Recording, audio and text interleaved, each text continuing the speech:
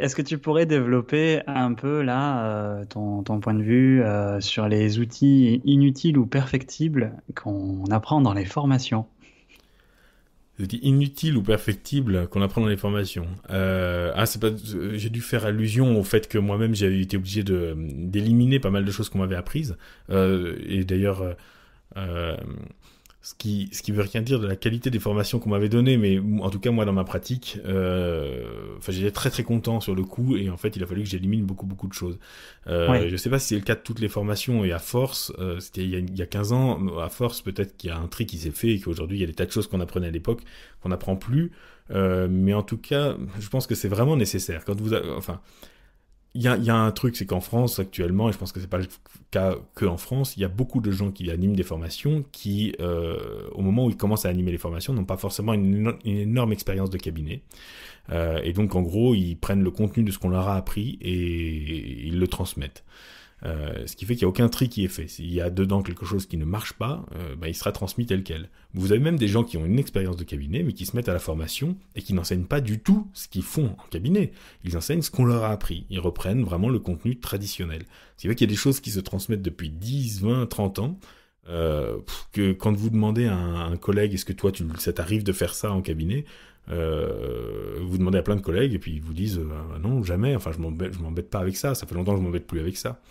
Alors, je ne saurais pas dire quoi, parce que si je dis des exemples là, il y a forcément quelqu'un derrière son ordinateur qui va dire ah ben oui, mais moi je le fais, ça, je le fais toujours, etc. Mm. Oui, mais il n'empêche que je pense qu'il y a une méthode en tout cas que vous pouvez avoir en tant que praticien, c'est enlever. Pour savoir si quelque chose est important, enlevez-le.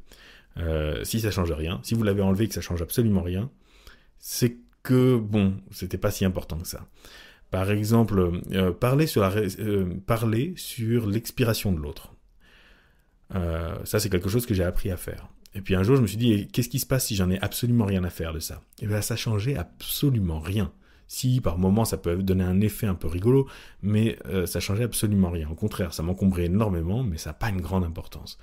euh, M'adapter à l'orientation sensorielle principale de la personne. Que ça, c'est quelque chose que les créateurs de la PNL ont proposé au départ. Qu'on on observe si la personne, avec ses mouvements des yeux, elle est plutôt visuelle, kinesthésique, olfactive, etc. Très rapidement, ils ont dit, bon, bah, ça, c'est pas fiable. Les créateurs même ont dit, c'est pas fiable, mais les gens ont continué d'enseigner ça ça continue encore d'être enseigné. Mais si On vous en faites parle pas beaucoup, gaffe, oui. ouais, on en parle énormément. Si vous faites pas gaffe à ça, et si vous vous adaptez pas à ça, qu'est-ce que ça change? Ben, la plupart du temps, pas grand-chose. On arrive à se persuader que c'est très efficace, mais enlevez-le pour voir si c'est réellement si pertinent. Je vais donner un autre exemple, c'est par exemple, si vous dites à une personne pour faire une lévitation de main, la main va monter, au lieu de ta main va monter. Vous enlevez le ta main va monter, qui est possessif, et vous passez à la main va monter, ou cette main va monter. On donne souvent ce genre d'instructions. Il faut surtout faire très attention à ce que ça soit voilà, formulé d'une manière comme ça dissociée. Bah, je sais pas, moi, essayez, vous verrez, moi j'ai jamais observé aucune différence. Ta main va monter, ça fait exactement le même effet que cette main va monter. Peut-être pour une anesthésie éventuellement, bon, mais vraiment je pense pas que ça soit ça le mécanisme qui joue. Un autre truc qui me vient à l'esprit, c'est l'inconscient n'entend pas la négation. Voilà, encore une énorme connerie qu'on enseigne, mais vraiment on l'entend beaucoup, beaucoup, mais là j'ose le dire, c'est une énorme connerie. Parce que si c'était le cas, cette phrase ne pourrait pas être entendue. Le cerveau n'entend pas la négation. Donc cette phrase elle a elle-même un paradoxe. Et quand on le dit, il y a des gens qui ne réalisent même pas que c'est un paradoxe. Euh, et ça n'a aucun sens. Ça vient d'un truc qui est l'effet ours blanc. Je mettrai un lien dans la description sur l'effet ours blanc. Où en effet, par exemple, si je dis à quelqu'un ne pense pas à quelque chose, si je parle d'un processus cognitif, ne pensez pas à un arbre rouge, eh bien au moment où je le dis, vous pensez à un arbre rouge. Mais si je vous dis ne vous levez pas, vous n'allez pas vous lever comme ça compulsivement, donc ça n'a aucun sens. Et puis on va un coup dire le cerveau, un coup dire l'inconscient, enfin ça n'a vraiment pas de sens. Et il suffit d'en faire l'expérience. Moi, souvent, je fais faire à mes élèves, le premier truc, la première suggestion, le premier exercice que je leur fais faire à mes élèves, c'est de se mettre debout et de dire à l'autre, euh, à 3, ton corps va pencher vers l'arrière sans tomber. Eh bien, ils tombent pas. Donc, ils font bien l'expérience que sans tomber, ça ne fait pas tomber les gens. L'inconscient a bien compris que c'était ne pas les faire tomber. Donc, c'est pas vrai. Après, il y a un fond, voilà, il y a quelque chose derrière qui est pas si bête que ça, c'est qu'il faut éviter certains mots négatifs.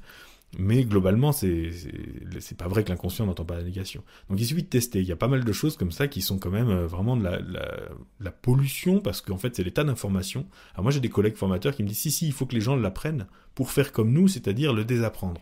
Non, je pense quand même que globalement, on pourrait gagner beaucoup de temps si on faisait du ménage dans tout un corpus de techniques et de conseils et de fausses vérités qu'on a accumulées depuis des décennies, et qui en réalité ne sont pas réellement efficaces. Et je pense qu'une bonne façon pour ça serait que les formateurs soient uniquement issus de la pratique, que tout leur cursus de formation soit issu de leur pratique. C'est-à-dire qu'ils prennent leur pratique, qu'est-ce qu'ils font en cabinet, et qu'est-ce qu'ils font qui marche. C'est-à-dire qu'il faut qu'ils aient une bonne évaluation aussi de leur pratique.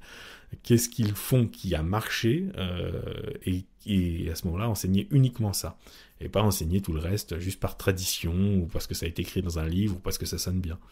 Il y a aussi beaucoup de choses aussi qu'on apprend qui pourraient être utiles, mais qui ne sont pas adaptées à notre format à nous. Par exemple, on avait parlé de l'amnésie une fois. Moi, je vous dis, l'amnésie, peut-être qu'il y a une tradition sur l'amnésie de la séance, qu'il y a une tradition issue de la suggestion post-hypnotique chez Erickson, mais qui concerne pas tellement la façon dont moi je travaille. Je suis pas obligé de créer une amnésie à chaque séance, heureusement. J'ai de bons résultats sans être obligé de faire ça. Sinon, je serais bien embêté quand même. Parce que c'est pas le cas, parce que je sais pas forcément le faire. Donc, il y a aussi tout ça, quoi. Il y a aussi des tas de choses qu'on nous enseigne qui sont pas forcément pratiques, en fait, pas forcément utiles. Donc voilà, à mon avis, il y a du ménage à faire. En disant ça, je suis pas... enfin si, je critique un peu mais je critique de manière générale, c'est-à-dire que je m'inclus dedans aussi. Il y a beaucoup de ménage à faire pour des formations qui soient... D'ailleurs, souvent dans le débat sur comment est-ce que les formations s'amélioreront dans l'avenir, le positionnement de beaucoup, c'est de dire qu'il faut qu'elles soient beaucoup plus longues. Je sais pas, parce qu'en réalité, il y a énormément de ménage à faire, et si on fait ce ménage, déjà, on va gagner du temps, et on pourra peut-être occuper ce temps à d'autres contenus de formation. Donc, en fin de compte, je ne sais pas, absolument pas, si on aura plus d'heures ou moins d'heures dans une formation de qualité.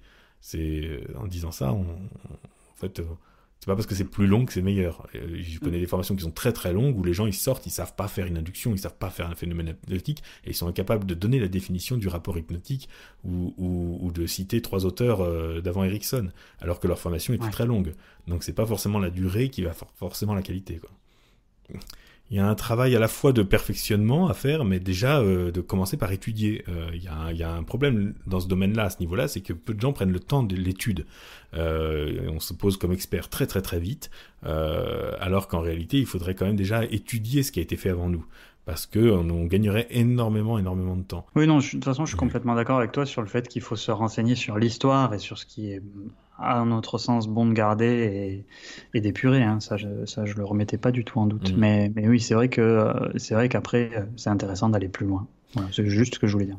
Et puis, je dirais aussi, dans ce qui est inutile ou perfectible dans les formations, je dirais aussi ce qui est souvent inutile, mais ça, c'est un point de vue que je sais que pas mal vont pas le partager, mais ce qui est souvent inutile, de mon avis, dans les formations, c'est le prêchi-prêcha.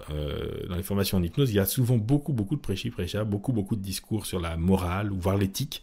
À mon avis, c'est pas très utile, parce que si moi j'ai un élève en face de moi qui est le pire des salauds, c'est pas mon prêchi-prêcha qui va le changer. Malheureusement, il faudrait plutôt une évaluation bien plus rigoureuse là-dessus. À la base, ou un tri à la base, il faudrait vraiment une sélection, quelque chose comme ça. Et si j'ai des gens qui sont de bonnes personnes, elles seront de bonnes personnes de toute façon. Mais c'est pas moi, là, avec un discours un peu paternaliste sur le sens de la vie ou la bienveillance, qui vais convertir cette personne adulte qui a déjà tout un chemin de vie à ce moment-là. Et il y a souvent beaucoup de discours sur l'hypnose, sur la relation, sur l'inconscient, sur des tas de choses comme ça, qui à mon avis aussi là sont bien, pas toujours, mais souvent assez inutiles quand même. Et qui convertissent d'ailleurs, pas toujours, mais qui convertissent parfois des élèves, c'est-à-dire qu'on reconnaît même, on pourrait presque deviner parfois où les gens ont fait leur formation, non pas à la façon dont ils pratiquent, mais à la façon dont ils parlent de l'hypnose, qui est quand même un art dont on parle énormément, beaucoup plus qu'on le fait. Vous allez à un colloque sur l'hypnose, vous pouvez avoir des centaines de personnes, des milliers de personnes qui viennent pour parler de l'hypnose, et il n'y a pas une démonstration dans tout le colloque. Donc c'est vraiment un sujet de conversation beaucoup plus qu'un sujet de démonstration, l'hypnose. Donc bon. Donc le blabla peut être très inutile. Je dis ça, à la fois on fait ce rendez-vous où je fais beaucoup de blabla sur l'hypnose, donc c'est un peu paradoxal, mais c'est comme ça.